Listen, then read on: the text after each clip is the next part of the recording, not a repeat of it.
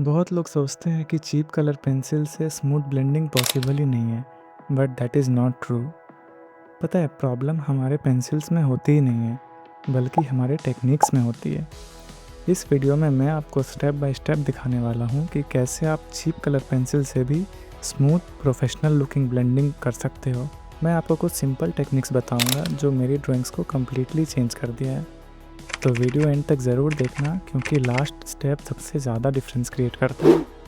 Start करने से पहले ये मटेरियल्स मैं यूज़ कर रहा हूँ, जिसमें है डोम्स कलर पेंसिल्स, एक मैकेनिकल पेंसिल, एक डोम्स की इरेज़र, एक नीडेड इरेज़र और एक ब्लैक जेल पेन, और लास्ट एक आइवरी पेपर। और हाँ, यहाँ पे मैं आइवरी पेपर का यूज़ इसलिए कर रहा हूँ क्योंकि ये किसी भी लोकल शॉप में आराम से आपको 50 to 60 रुपीज़ में मिल जाएंगे, और इसमें रिज़ल्ट भी आपको स्मूथ ही मिलेगा।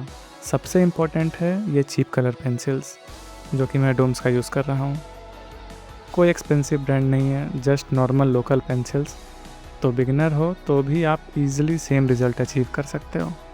तो चलिए आप समझते हैं कि ब्लेंडिंग होता क्या है और हम लोग ब्लेंडिंग क्यों करते हैं, क्यों इतना इम्पॉर्टेंट है ब्लेंडिंग। तो ब्लेंडिंग का मतलब ये होता है कि दो कलर्स को इतना स्मूथली मिक्स करना कि उनके बीच में कोई हार्ड लाइंस दिखे ही ना, हमें एक स्मूथ ग्रेडियंट फिनिश मिले।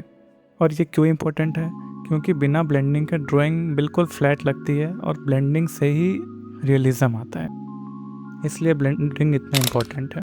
तो चलिए आप समझ लेते हैं कि इसको अचीव कैसे करना है। यहाँ पे मैं एक आउटलाइन क्रिएट कर रहा हूँ, और अभी मैं येलो का सबसे लाइट शेड लूँगा, दैट इज़ लेमन येलो, और एक बेस लेयर क्रिएट करने की कोशिश करूँगा। यहाँ पे आप देख सकते हैं कि मैं बिल्कुल हल्के प्रेशर के साथ एक बेस लेयर क्रिएट कर रहा हूँ, ताकि मेरे पेपर के जितने भी ग्रुप्स हैं वो सारे फिल हो जाएं। इससे क्या होगा कि आप फर्दर लेयर करने में आपको प्रॉब्लम नहीं होगा। अब मैं यहाँ पे मस्टर्ड येलो कलर ले रहा हूँ और सेकेंड लेयर क्रिएट कर रहा हूँ। दोस्तों, आपको एक लेयर बाय लेयर फॉर्म में ही जाना है, ताकि आपकी लेयरिंग बिल्कुल स्मूथ हो। यहाँ पे हम लोग का मेन एम है लेयरिंग को स्मूथ करना, हमारा जो रिज़ल्ट हो बिल्कुल स्मूथ हो। तो मैं जैसे बता रहा हूँ, अगर आप वैसे ही करेंगे तो आपको बिल्कुल स्मूथ रिज़ल्ट मिलेगा। फर्स्ट कि आपको एक बेस लेयर क्रिएट करना है। सेकंड, आपको हल्के प्रेशर के साथ ग्रेजुअली प्रेशर को इंक्रीज़ करते करते लेयरिंग करना है। क्योंकि यहाँ पे मैं ग्रेडियंट फिनिश चाहता हूँ, तो मैं लेफ़्ट साइड की तरफ ज़्यादा प्रेशर रखूँगा और ग्रेजुअली वो उस प्रेशर को कम करते जाऊँगा, ताकि मुझे ग्रेडियंट फिनिश मिले। अब मैं यहाँ पे थर्ड कलर ले रहा हूँ, दैट इज़ ऑरेंज, और मैं थर्ड लेयर क्रिएट करने जा रहा हूँ। आप सेम प्रोसेस वही है, आपको डायगनली स्टार्ट करना है और ग्रेजुअली आपको आगे बढ़ते जाना है।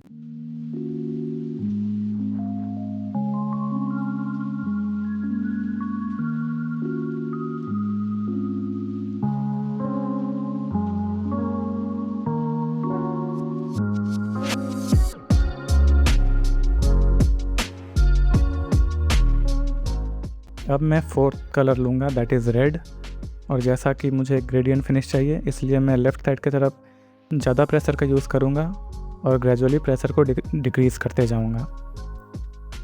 इससे मेरी लेयरिंग बिल्कुल स्मूथ बनेगी और मुझे एक ग्रेडियंट फिनिश भी मिल जाएगा। लेयरिंग करते वक्त आपको कुछ पॉइंट का बिल्कुल ख़ास ध्यान रखना है कि आपकी जो पेंसिल है वो बिल्कुल पिन पॉइंट शार्प रहनी चाहिए, क्योंकि जब आप शार्प पेंसिल का यूज़ करेंगे तो आपके जो स्ट्रोक्स है वो बिल्कुल क्लोज रहेंगे एक दूसरे के और बिल्कुल फ़ाइन बनेंगे। तो जब स्ट्रोक्स फ़ाइन बनेगा तो आपका लेयरिंग भी इवेंचुअली फ़ाइन ही बनेगा और बिल्कुल स्मूथ दिखेगा। लेयरिंग को आप बहुत जगह यूज़ कर सकते हैं, लेकिन मैं पर्सनली इसे पोर्ट्रेट्स में सबसे ज़्यादा यूज़ करता हूँ, क्योंकि मैं हाइपर रियलिस्टिक ड्राइंग्स बनाता हूँ और उसमें आपको लेयर बाय लेयर क्रिएट करके ही सब कुछ करना होता है, क्योंकि बहुत से स्किन टोन्स रहते हैं जिनकी वैल्यूज़ अलग अलग होती हैं। तो आप कहीं पे भी ज़्यादा प्रेशर अप्लाई करके ज़्यादा वैल्यूज़ या कम प्रेशर अप्लाई करके कम वैल्यूज़ को अचीव नहीं कर सकते हो, लेकिन उसमें आपकी जो लेयरिंग हो बिल्कुल पैची दिखेगी और रफ़ दिखेगी। तो अगर आप लेयरिंग मेथड के थ्रू जाओगे तो आपको बहुत ही स्मूथ रिज़ल्ट मिलेगा। और आपको एक बात का और ध्यान रखना है कि आपको क्रिस क्रॉस मेथड का यूज़ करना है इसी के अंदर। इसका मतलब क्या है कि सबसे पहले आप अपने डायगनली करेंगे, फिर हॉरिजॉन्टली करेंगे, फिर डायगनली करेंगे। ऐसा करने से पेपर के जितने भी ग्रुप्स हैं वो सारे फिल हो जाते हैं और कहीं पे भी कलर बाकी नहीं रहता है। आपको ये प्रोसेस तब तक रिपीट करना है जब तक कि आपको एक सेटिस्फैक्टरी रिज़ल्ट मिल ना जाए। अब मैं यहाँ पे ऑरेंज और लाइट शेड का यूज़ कर रहा हूँ ब्लेंड करने के लिए। आप देख सकते हैं कि अभी से ही ब्लेंडिंग कितनी स्मूथ लग रही है। तो अगर आप इसी प्रोसेस को यूज़ करेंगे अपने ब्लेंडिंग के लिए तो आपकी भी ब्लेंडिंग बहुत ही स्मूथ लगेगी। मुझे लगता है कलर पेंसिल्स को ब्लेंड करने के लिए layering method is the best method.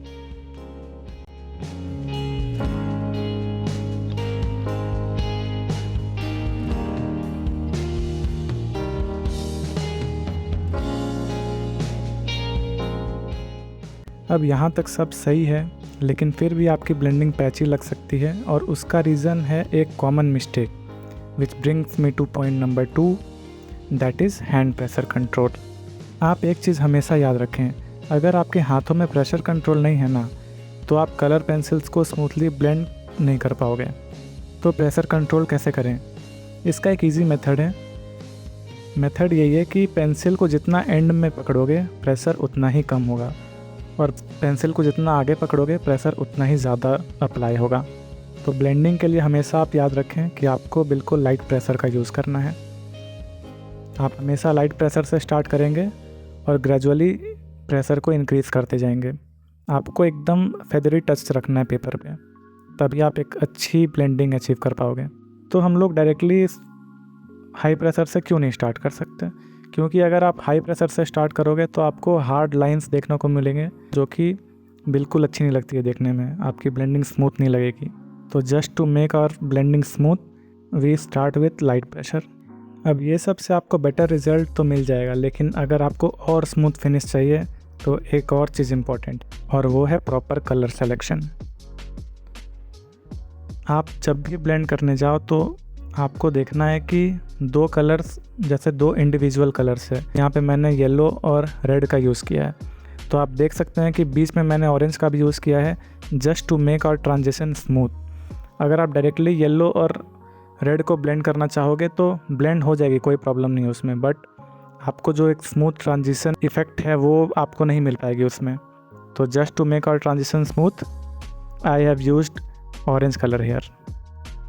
Similarly अगर आप स्काई ब्लू और ब्लैक को मिक्स करना चाहते हो तो बीच में अगर आपने डीप ब्लू का यूज़ किया तो उससे आपकी ट्रांजिशन बहुत स्मूथ दिखेगी और आपको एक स्मूथ ग्रेडियंट फिनिश मिलेगा। अब आपने लेयरिंग सीख लिया, प्रेशर कंट्रोल कर लिया, प्रॉपर कलर सिलेक्शन भी कर लिया, लेकिन फिर भी स्मूथ ब्लेंडिंग अचीव नहीं कर पाओगे अगर आपके अंदर ये चीज़ नहीं है तो, और वो चीज़ है पेशेंस।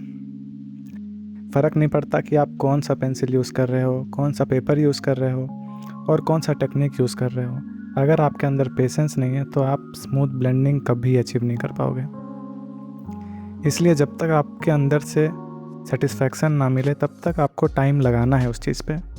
तो अब वक्त आ गया है कि मैं आपको फाइनल स्टेप बताऊं, और वो है blending with light colour pencil. जी हाँ, इस प्रोसेस में करना कुछ नहीं है, बस आपको एक लाइट कलर पेंसिल लेना है। मैं सजेस्ट करूँगा जो आप सबसे पहले जिससे आप बेस लेयर बनाए थे आप उसी पेंसिल को यूज़ कीजिए। जैसे कि मैंने यहाँ पे येलो का यूज़ किया है। जब आपको ये लगे कि आपका सारा लेयर कंप्लीट हो गया है तब आप इस पेंसिल को लीजिए और उसके ऊपर सर्कुलर मोशन में हाई प्रेशर के साथ सब कलर को ब्लेंड करने की कोशिश कीजिए। जब आप ऐसा करेंगे तो आप देखेंगे जितने भी टाइनी गैप्स बचे थे उस पेपर में वो सारे फिल हो जाएंगे और आपको एक इवनली स्मूथ ब्लेंडिंग मिलेगा। बस आपको ये पॉइंट का ध्यान रखना है कि आपको सर्कुलर मोशन पे ही करना है ताकि आपके सारे गैप्स फिल हो जाएं और सारे कलर एक दूसरे से मिक्स हो जाए। जब आप सर्कुलर मोशन का यूज़ करेंगे तो सारे कलर एक दूसरे से मिक्स होने लगेंगे और आपको एक स्मूथ ब्लेंडिंग मिलेगा। ये एक प्रो टिप है जिसको कि अगर आप यूज़ करेंगे तो आपकी लेयरिंग बिल्कुल स्मूथ होगी। बस आपको ध्यान इस बात का रखना है कि आप जो कलर चूज़ करेंगे वो बिल्कुल लाइट कलर होना चाहिए, क्योंकि अगर आपने डार्क कलर यूज़ कर दिया तो आपकी पूरी लेयरिंग ख़राब हो सकती है। आप इसके लिए वाइट कलर पेंसिल का भी यूज़ कर सकते हैं, बट मैं पर्सनली लाइट कलर ही यूज़ करता हूँ, क्योंकि जब आप वाइट कलर का यूज़ करेंगे तो आप देखेंगे कि आपके जो कलर का ब्रिलियंस था वो थोड़ा कम हो जाएगा, थोड़े कलर फेड हो जाएंगे, ऐसा आपको लगेगा। इसलिए मैं वाइट कलर ज़्यादा यूज़ नहीं करता हूँ। बहुत कम ही यूज़ करता हूँ। और अब हमारी ब्लेंडिंग पूरी तरह से कंप्लीट हो चुकी है। आप देख सकते हैं कि ये ब्लेंडिंग कितनी स्मूथ लग रही है। इसे मैंने सिर्फ डोम्स के कलर पेंसिल्स को यूज़ करके बनाया है। आई होप आपको ये अच्छा लग रहा होगा। अब आप भी ऐसी ही ब्लेंडिंग कर सकते हो बताए हुए सारे स्टेप्स को फॉलो करके। तो चलिए अब बात करते हैं उन मिस्टेक्स की जिन्हें बिगनर्स अक्सर करते हैं। तो सबसे पहला मिस्टेक वो ये करते हैं कि वो शुरू से ही बहुत हाई प्रेशर का यूज़ करने लगते हैं कलर्स को ब्लेंड करने के लिए, जिससे उनके पेपर में एक हार्ड लाइंस क्रिएट हो जाती है और ब्लेंडिंग बिल्कुल स्मूथ नहीं लगती। सेकेंड मिस्टेक ये है कि वो लेयर बाय लेयर काम नहीं करना चाहते हैं, बस ये सोचते हैं कि एक ही लेयर में हम सारा कंप्लीट कर लें। इससे उनके ड्राइंग में डेप्थ नहीं आ पाता और ब्लेंडिंग रियल नहीं लगती है। थर्ड और आखिरी मिस्टेक ये करते हैं कि वो अपने वर्क को बहुत जल्दी फिनिश करना चाहते हैं विदाउट गिविंग प्रॉपर एफर्ट्स। देखिए, अगर आपको रियलिस्टिक ड्राइंग बनानी है तो टाइम और एफर्ट्स तो देने ही पड़ेंगे।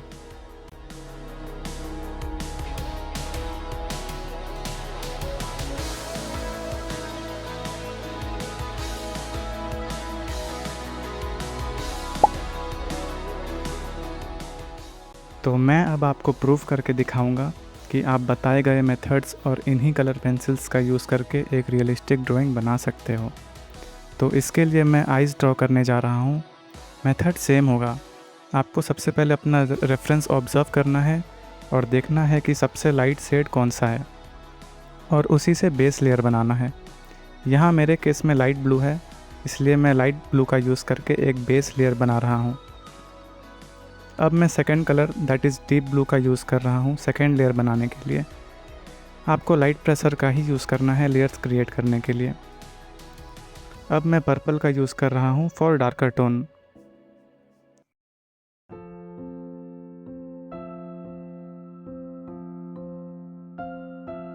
मैं नीचे की तरफ वाइट का यूज़ कर रहा हूँ एज़ मेरे रेफरेंस फ़ोटो में नीचे की तरफ लाइटर टोन है।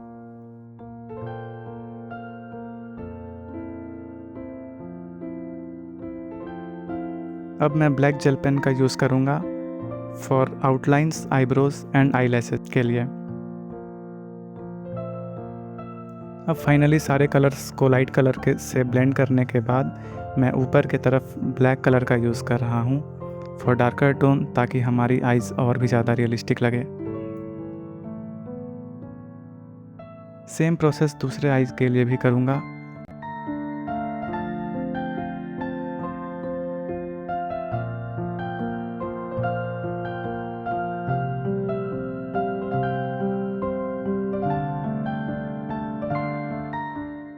और इस तरह हमने चीप कलर पेंसिल्स का यूज़ करके एक रियलिस्टिक आई बना दिया है। आई होप आपको ये अच्छा लग रहा होगा। तो इस तरह सिर्फ चीप कलर पेंसिल्स का यूज़ करके भी आप स्मूथ ब्लेंडिंग अचीव कर सकते हो। एक बार ये स्टेप्स ट्राई करो, आपको खुद डिफरेंस दिखेगा। और अगर आपको मेरे प्रीवियस आर्टवर्क्स के टाइम लैप्स देखने हैं तो आप यहाँ से देख सकते हो। टिल देन मिलते हैं नेक्स्ट वीडियो में।